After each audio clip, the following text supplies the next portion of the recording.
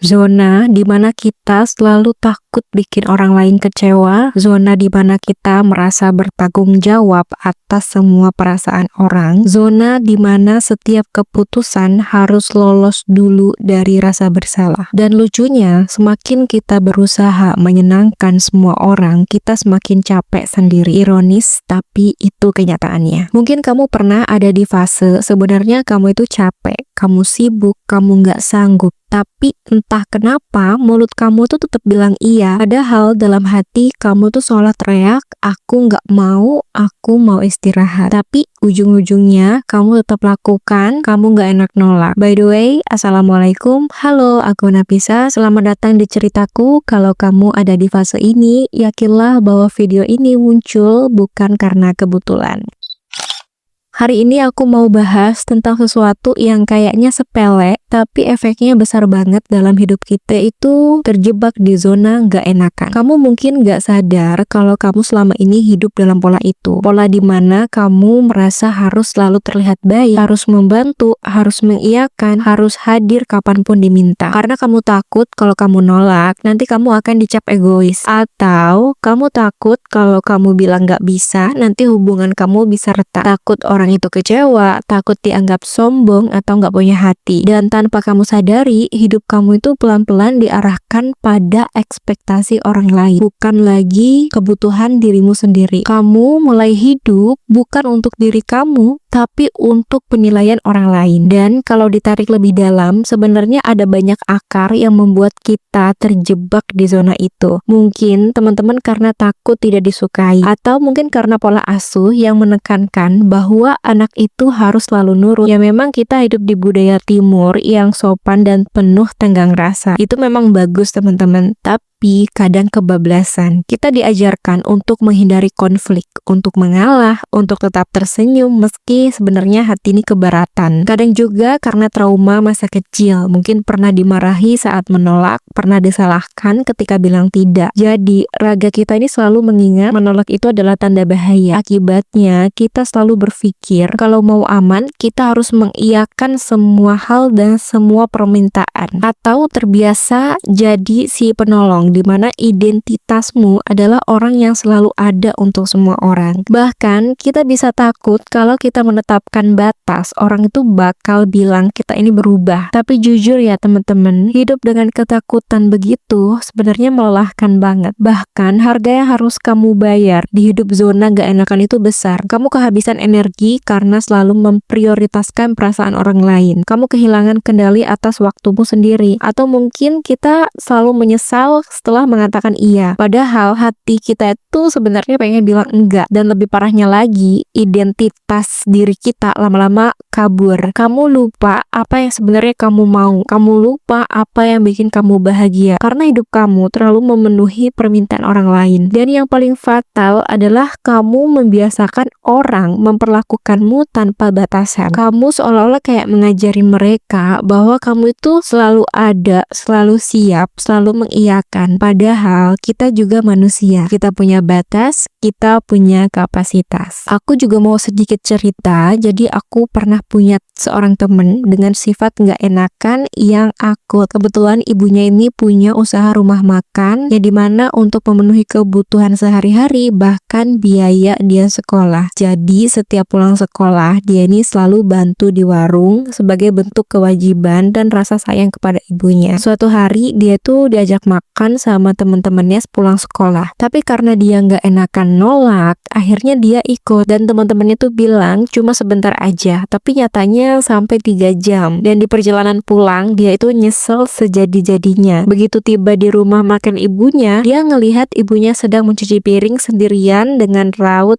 yang letih. Teman-teman, dari kejadian itu seakan-akan rasa nggak enakan kepada teman membuat dia tidak memikirkan prioritas hidupnya. Hikmah yang bisa kita petik adalah kadang ketika kita terlalu sibuk membuat orang lain nyaman, justru membuat kita seakan buta terhadap kasih sayang orang terpenting. Bahkan ada juga orang yang mau minjemin uang di saat sebenarnya dia tuh nggak punya uang, dikarenakan nggak tega untuk menolak permintaan orang lain. Teman-teman, Gak enakan itu sering terlihat seperti sifat baik ya, memang betul sih. Tapi kalau kelebihan, dia bisa berubah jadi jebakan yang mengikis energi dan waktu kita. Dan sekarang di sini aku mau kasih tips bagaimana keluar dari zona ini. Ada 3 langkah yang bisa kita mulai hari ini juga. Langkah yang sederhana tapi menurutku powerful. Langkah yang pertama adalah menyadari dan mengakui kebutuhan sendiri. Ini tuh hal yang paling banget sering kita abaikan. Kita harus yakin teman-teman bahwa kita ini punya hak untuk capek, untuk istirahat, hak untuk menolak, dan hak untuk memilih apa yang terbaik untuk diri kita sendiri. Kita nggak harus terlihat baik di mata semua orang, karena itu emang mustahil. Tapi mulailah dari hal kecil seperti maaf, aku nggak bisa hari ini. Atau mungkin kita bisa bilang pelan-pelan, kayaknya aku butuh waktu istirahat dulu. Dan teman-teman jangan pernah merasa bersalah karena itu. Karena kita ini bukan mesin yang harus siap kapanpun ketika tombolnya ditekan. Jadi belajar mendengarkan dirimu sendiri dulu. Bilang ke diri sendiri, aku juga penting. Karena kalau kamu terus mengabaikan diri kamu, orang lain juga akan melakukan hal yang sama. Langkah yang kedua adalah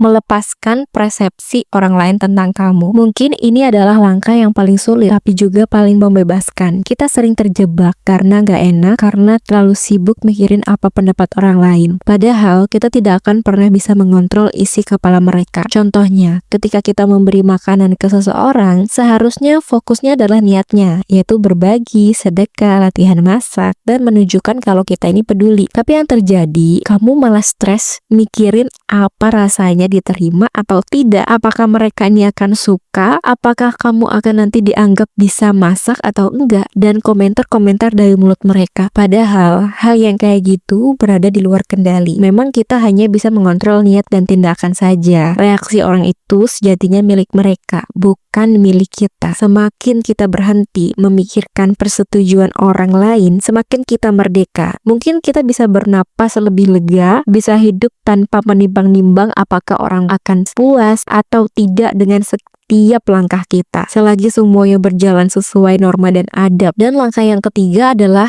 latihan menetapkan batasan. Banyak orang itu takut menetapkan batas karena merasa itu terlalu kasar dan frontal. Padahal batasan itu bukan tentang galak, bukan egois, tapi tentang menghargai diri sendiri. Teman-teman mungkin bisa bilang tidak dengan lembut, teman-teman bisa menolak dengan sopan, tapi tetap bisa jadi orang baik tanpa harus menjadi pelayan kebutuhan semua orang. Contoh batasan sederhana, mungkin kita bisa ngomong secara sopan ke mereka, aku bantu ya, tapi cuma sampai jam 5 aja. Atau mungkin kamu bisa bilang, aku lagi nggak sempet, mungkin besok. Atau kamu bisa pelan-pelan coba tanya ke orang lain dulu karena aku nggak paham. Lembut tapi tegas, sopan tapi jelas. Dan itu baik tanpa mengorbankan energi sendiri. Jadi mulailah dari situasi-situasi kecil. Nanti lama-lama otak kita ini akan terbiasa. Kita akan sadar bahwa menetapkan batas bukan sesuatu yang menakutkan, justru membuat hubungan lebih sehat. Orang akan belajar bagaimana memperlakukanmu dengan benar, karena mereka akan tahu ada batasan-batasan yang tidak boleh mereka lewati. Pada akhirnya, hidup itu sejatinya bukan tentang membuat semua orang puas. Hidup bukan tentang jadi orang yang selalu bilang iya. Hidup bukan tentang menjadi penampung ekspektasi semua orang. Teman-teman harus ingat bahwa hidup itu tentang menjaga diri sendiri, tentang tahu kapan harus maju dan kapan harus mundur, tentang tahu kapan harus membantu, kapan melindungi energi diri sendiri. Keluar dari zona nggak enakan bukan berarti kamu itu egois, bukan berarti kamu berhenti peduli, tapi